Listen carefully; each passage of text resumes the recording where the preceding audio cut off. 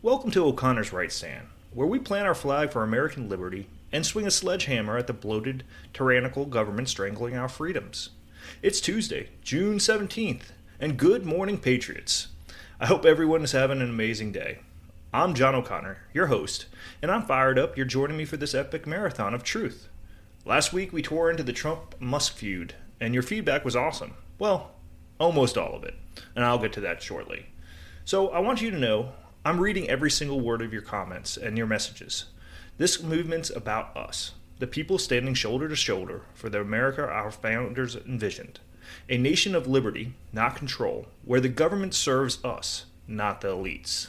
Some of you called me out for questioning Trump's bill, thinking I'm wavering as a Trump supporter. Let's set the record straight. I'm all in for America first. Secure borders that protect our communities, lower taxes that keep your hard-earned money, jobs brought back home to American workers, and a government that respects the Constitution. But holding our leaders accountable isn't betrayal. It's principle. We aren't the left. We are not Democrats. We don't follow blindly. We fight wisely, keeping our movement sharp and unstoppable. In the conservative movement, we can have disagreements or arguments, but we don't shun fellow conservatives who have a differing view. We listen, we engage, we discuss, and then we coalesce. I'm always going to call it as I see it. I owe you that as the listener. And if you want me to blindly follow any political leader, then I hate to say, maybe this show is not for you. At the end of the day, am I happy with Trump? The answer is yes. But are there things he could do better? The answer is also yes. But there are hundreds of things even I could do better. I just wanted to address that right off the bat. So now let's just get into the rest of the show. Today, episode 2, is an unapologetic, exhaustive dive into the No Kings protests that erupted June 14th across 2,000 cities. Millions marched, slamming President Trump's $45 million military parade and his bold leadership. This wasn't a spontaneous cry for freedom. It was calculated, progressive assault on our republic, designed to undermine the will of the people. So, who's bankrolling this chaos? How did it explode so fast? And what's the real endgame? We are peeling back every layer of this conspiracy, exposing the money, the machinery, the motives, and the stakes. This isn't just a podcast. It's a battle for America's soul, and we're not sitting it out. We're going along today, Patriots, because the truth demands it.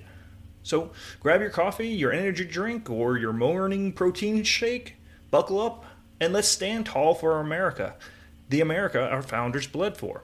We're dismantling this progressive plot piece by piece and rallying every patriot to fight back.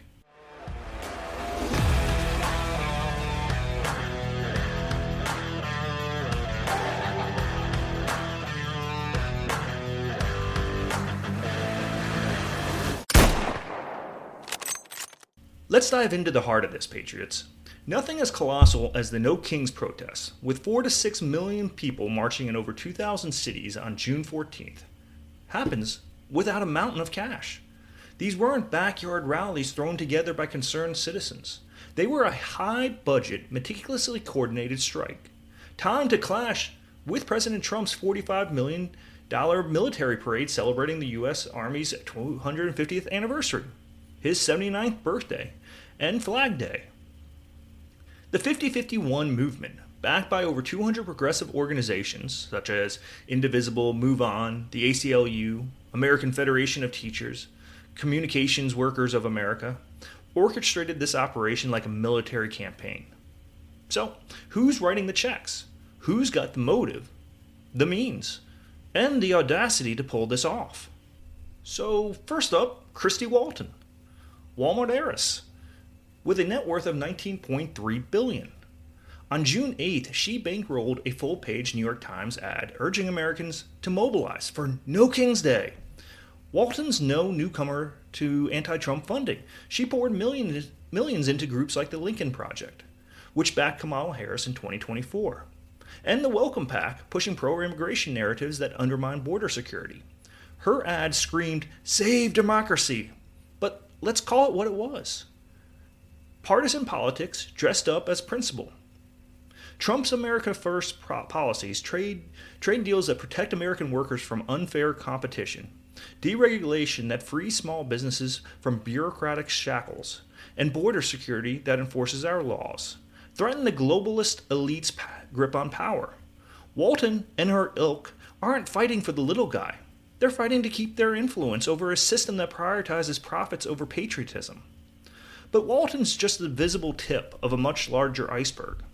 The 50-51 Movement's coalition ran a logistical beast that screams big money, bigger than one billionaire could cover alone.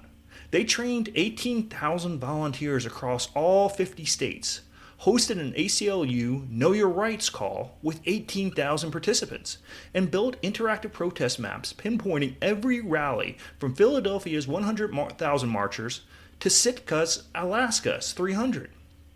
Indivisible's 32-page toolkit, freely available online, was a masterclass in protest planning. How to manage crowds, spin media narratives, handle arrests, even dodge legal repercussions. That level of coordination doesn't come from grassroots donations or bake sales. It's a multi-million-dollar operation, likely costing tens of millions when you factor in staff, tech, travel, and advertising. So, who else is in the game? Groups like Open Society Foundations, notorious for funding progressive causes worldwide, are likely players, though concrete receipts are tough to pin down without a subpoena. Political reports between 2016 and 2020 show the Open Society has a history of bankrolling movements like Black Lives Matter and Occupy Wall Street. The American Federation of Teachers, with $20 million in political spending in 2024, is a key player. Why is a teachers union funding anti-Trump protests? Because Trump's push to defund woke education, critical race theory, DEI quotas, gender thought in classrooms, threatens their ideological stranglehold on our schools. Move On, with $30 million in annual revenue, thrives on mobilizing left-wing outrage, and their email lists reach millions. The ACLU, with a $500 million annual budget, has shifted from defending free speech to acting as a progressive attack dog, filing lawsuits against Trump's policies at every single freaking turn. Deportations, deregulation, you name it. Let's zoom out for historical context, because this isn't new. The 2017 Women's March, which rallied 3 to 5 million people, was backed by over 400 NGOs and millions in donations. The 2020 Black Lives Matter protests saw over $10 billion in corporate pledges, with companies like Amazon and Nike jumping on the bandwagon. Go back further. The 1960s anti-Vietnam protests were partly funded by wealthy donors like Cyrus Eaton, a businessman with leftist ties. The 2003 Iraq War protests had Move On's $1.5 million ad campaign fueling the fire. The 2011 Occupy Wall Street movement, kicked off by ad busters with grants from the Tides Foundation, morphed into a progressive wish list. And even the 2017 Women's March had Planned Parenthood and Soros-linked groups. No Kings is the latest chapter in this playbook. Billionaires and NGOs funneling cash to stoke division and undermine conservative governance. Contrast that with conservative movements. The 2009 Tea Party was true grassroots. No billionaire ads, just patriots in backyards demanding lower taxes and less government. It did take months to scale, but it flipped the House in 2010. Trump's 2016 rallies were fueled by raw energy, not NGO machines. No Kings is just AstroTurf, pure and simple, elite money masquerading as people power. So why now? Trump's policies are hitting the left where it hurts. His mass deportations, backed by 40% of Americans, enforce immigration laws the left wants ignored. His deregulation push is dismantling bureaucratic red tape, freeing businesses from the swamp's grip. His trade deals prioritize American workers over globalist profits. The left needs chaos to derail this movement before the 2026 midterms, where a strong conservative showing could lock in Trump's agenda for years. Let's break down the mechanics of their funding. A single full-page Times ad, like Walton's, costs upwards of $150,000. That's just one day's exposure. Training 18,000 volunteers requires venues, staff, travel, and digital platforms, easily millions in costs. Interactive protest maps need coders, servers, and maintenance, with tech budgets rivaling small startups. Webinars for thousands cost tens of thousands in software and personnel. Security marshals, legal teams, and media consultants add millions more. This isn't a grassroots budget, it's a corporate one, likely funded by a network of donors and NGOs with deep ties to progressive causes. The Tides Foundation, Open Society, and similar groups have funneled billions into movements like this for over decades. The motives are clear. These donors aren't do-gooders. They're strategists. Trump's policies, border security, deregulation, America First trade, threaten their vision of open borders, global trade, and woke ideology, embedded in every institution. By funding No Kings, they're betting on chaos to fracture conservative unity, rally their base, and flip the political landscape. They're not just funding protests, they're funding a narrative to paint conservatives as tyrants, while hiding their own power grab. Patriots, this is a call to action. Demand transparency. Push for investigations into protest funding. Support lawmakers who expose these donors, like those calling for IRS audits of NGO political spending. Fund conservative think tanks and journalists digging into these networks. Groups like Judicial Watch or Heritage Foundation. Share their findings on X, in your communities, with every patriot you know. The truth is our greatest weapon, and it's time to wield it. We can't let the left's money machine drown out the voice of the people. How do you rally 4 to 6 million people across 2,000 cities in just weeks? It's not magic. It's organization, outrage, and surgical timing. The No Kings protests didn't sprout overnight. They exploded after a carefully chosen flashpoint in Los Angeles. Anti-ICE protesters blocked deportation buses, and Trump responded with 1,200 National Guard troops and 400 Marines, leading to 44 arrests, tear gas, flashbangs, and viral videos that sent the internet ablaze. The 50-51 movement, led by Indivisible's Ezra Levin, saw their opening and added hundreds of protest events post-LA. Per their own statements, this wasn't a random uprising. It was a calculated blitz designed to capitalize on public anger and media frenzy. The logistics were staggering, like something out of a corporate playbook. The 50-51 movement's website featured interactive protest maps, pinpointing every rally from 200,000 marchers in Los Angeles to 750 in Ellenton, Florida, and even 300 in Sitka, Alaska. They trained 18,000 volunteers as security marshals and crowd organizers, ensuring tight control over their narrative and minimizing rogue actors. The 32-page toolkit available online was a masterclass in protest planning, coaching organizers on nonviolence, media talking points, legal preparation, even how to handle hecklers or counter-protesters. They avoided Washington, D.C., where Trump threatened a very big force, and made Philadelphia their flagship with 100,000 marchers to show people power. This wasn't a spur-of-the-moment tantrum. It was a machine built on decades of progressive organizing, honed to perfection. Timing was the linchpin of their success. The protests hit on June 14th, deliberately clashing with Trump's $45 million parade. The M1 Abrams tanks, the Paladin howitzers, the 6,600 soldiers, and a fireworks spectacle that lit up the D.C. sky. The left knew the parade's optics. Tanks rolling through the Capitol would fuel their king narrative, especially after LA's crackdowns. Media outlets like CNN, MSNBC, and the New York Times ran 24/7 coverage of LA's tear gas and arrests, amplifying the authoritarian spin with headlines like Trump's crackdown on dissent. This mirrors historical protests. The 1968 Democratic National Convention riots in Chicago grew after a police clash with anti-Vietnam demonstrators, turning a local skirmish into a national fire. The 1999 WTO protests in Seattle exploded after tear gas footage went viral, rallying anti-globalization activists. The 2011 Occupy Wall Street movement used social media to scale fast. The 2017 Women's March rode the wave of anti-Trump sentiment post-2016 election. No Kings follows the same playbook. Use a flashpoint to ignite a broader cause, then scale with it ruthlessly. The coalition leveraged infrastructure built over decades, giving them a head start conservatives need to envy. Indivisible, founded in 2016 by Ezra Levin and Leah Greenberg, cut its teeth on the 2017 Women's March. MoveOn's been mobilizing progressives since the 1990s, with email lists reaching the millions. and a battle-tested digital platform. The ACLU's activist network spans all 50 states, with legal teams ready to challenge arrests or file injunctions. These groups had donor networks, trained organizers, and digital tools locked and loaded. Their webinars prepped thousands of volunteers covering everything from crowd safety to media interviews. Their website streamlined signups with a single click, connecting local organizers to national resources. This is a machine conservatives need to study and replicate. Compare this to conservative rallies. Trump's 2016 campaign events had raw energy, thousands packing arenas, but lacked the level of NGO machinery. The 2009 Tea Party was true grassroots, with patriots meeting in the backyards and demanding the lower taxes, but it took months to scale and lacked the left's digital polish.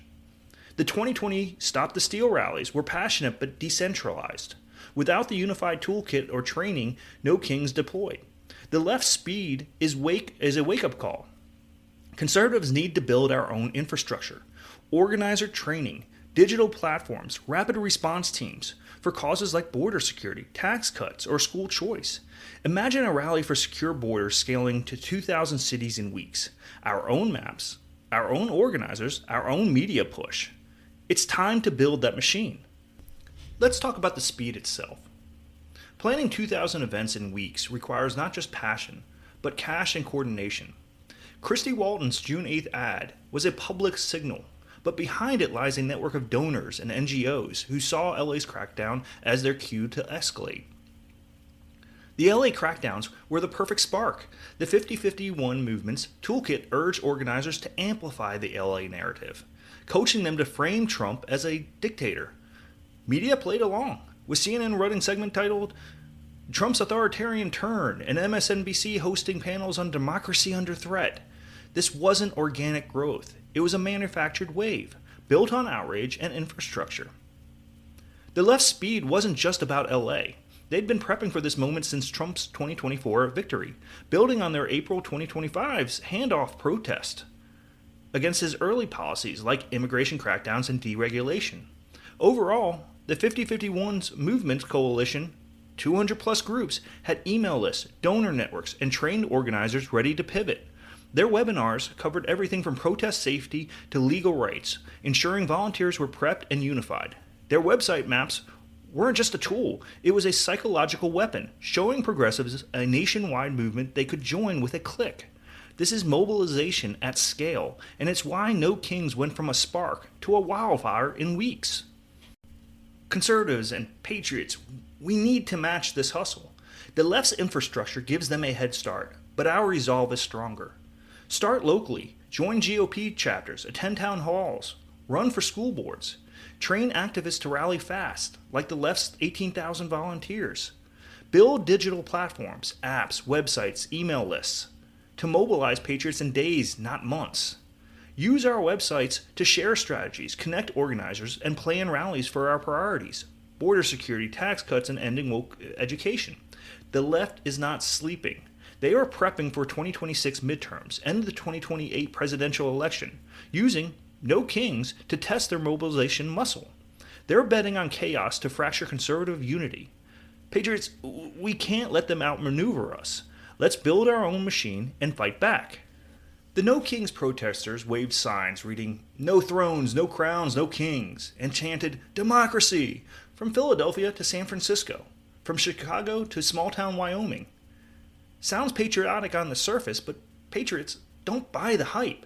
Their real intention isn't saving the republic. It's derailing a Trump's America First agenda to pave the way for progressive control.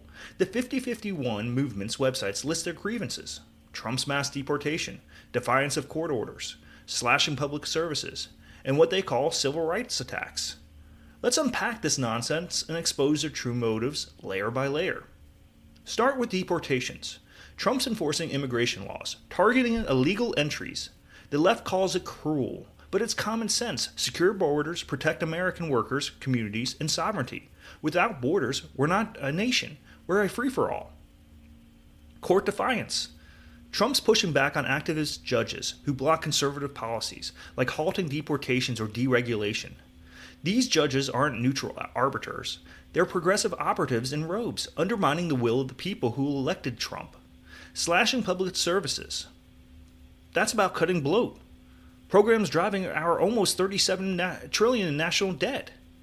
We can't keep borrowing from China to fund wasteful bureaucracies while our infrastructure crumbles and veterans go without care. And civil rights attacks? It's a dog whistle for the opposing woke mandates. Critical race theory in school that teaches kids to hate their country, gender policies in sports that erase women's opportunities, DEI quotas that prioritize identity over merit. The left's not mad about kings. They're furious Trump is delivering what we elected him for: secure borders, less government, and American jobs. Their signs tell the real story, and it's not about democracy.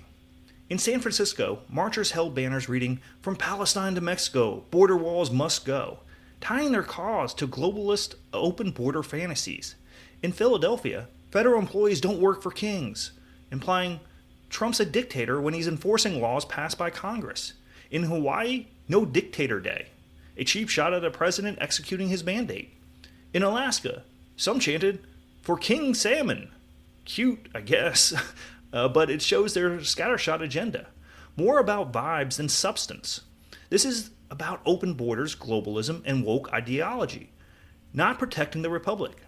The 50-51 Movements Coalition, Indivisible, ACLU, Move On, unions like the American Federation of Teachers, has a track record of pushing policies that balloon government power, from universal health care to green mandates that cripple energy independence. Their endgame is crystal clear: fire up their base for the 2026 midterms and 2028 presidential election, painting conservatives as tyrants to flip Congress and the White House. They're not just protesting Trump, they are laying the groundwork to dismantle conservative values: limited government, individual liberty, national sovereignty, for a progressive utopia where elites call the shots. No Kings is just a test run, a show of force to see how they can mobilize millions and dominate the narrative. They are betting on chaos to fracture conservative unity and rally their voters. Chaos is their weapon, and they're wielding it with precision.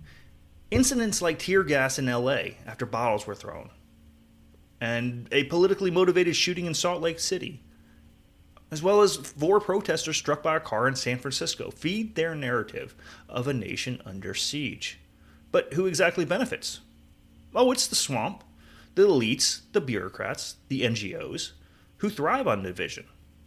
In LA, police reported 12 officers injured and 561 arrests nationwide. In St. Louis, traffic gridlocked for hours, costing businesses and commuters.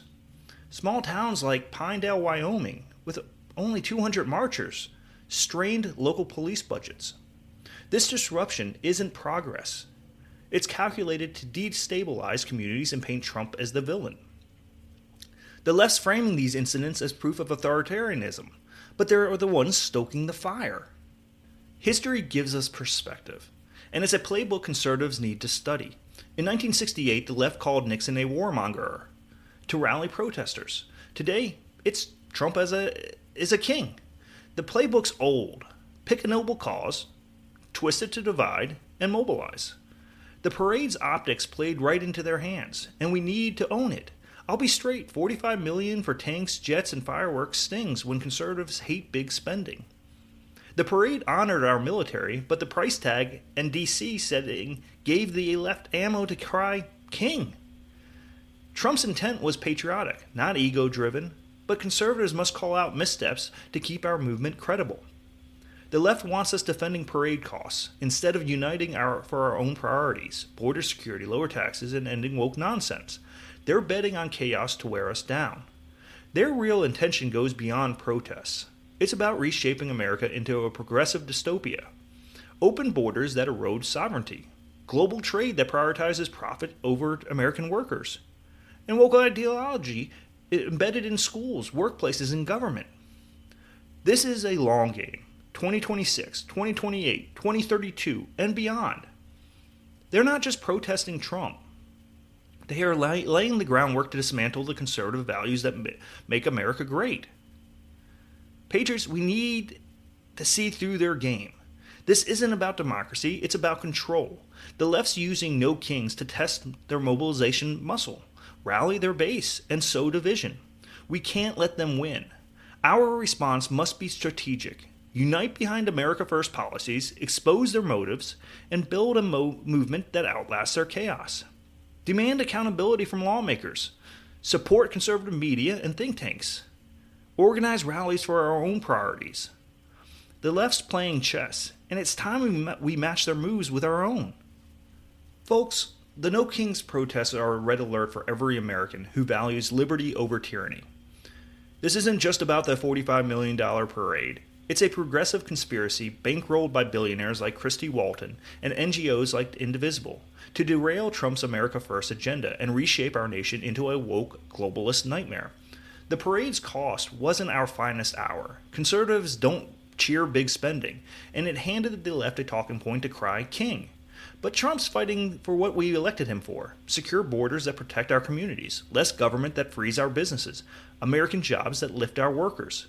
With 3.5 years left, he's got time to deliver, and we're not writing him off. The left's playing a long game, sowing chaos to fracture us before the 2026 midterms and the 2028 presidential election. They are organized, funded, and relentless, but we're built tougher, forged in the resolve of patriots who know what's at stake. Let's break down a battle plan, because this fight's demanding action, not just words. First, back Trump's policies with relentless pressure. Call your senators, your representatives. Flood their offices with letters, emails, and phone calls. Demand strong borders that stop illegal immigration, spending cuts that tackle our $37 trillion in debt, and an end to woke mandates like critical race theory or DEI quotas that divide our nation. Check the Congressional Budget Office reports yourself. Don't let elites spin you on numbers. Support lawmakers who fight for America First.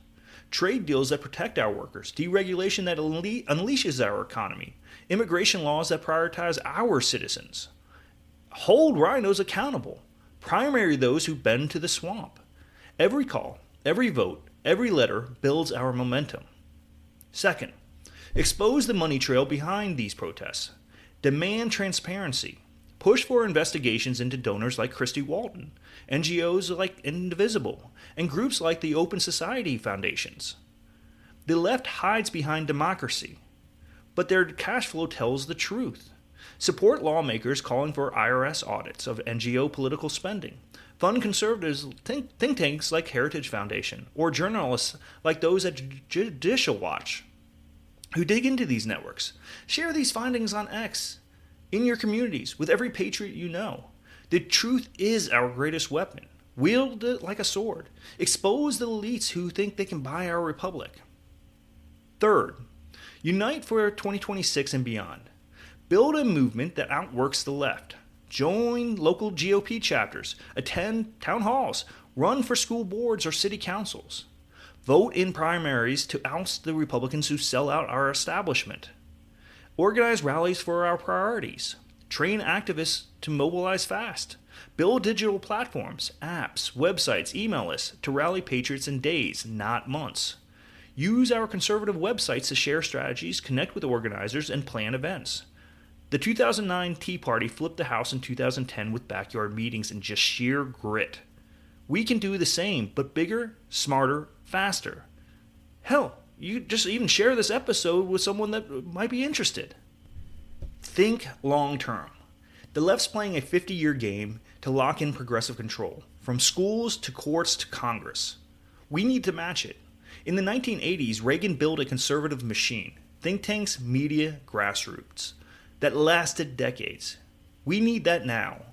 Support conservative media like Newsmax or OANN, and this and other podcasts like Vince or The Verdict with Ted Cruz. We're not just voices, we're warriors. Fund think tanks like Turning Point USA or Heritage that shape policy and train leaders. Mentor young conservatives to carry the torch. School boards, state legislators, Congress. Build infrastructure. The left's got their machine. Let's build ours, stronger and fiercer. This fight's bigger than the one protest, one election, or one president. It's about the America our founders envisioned. No kings, no tyrants, just liberty.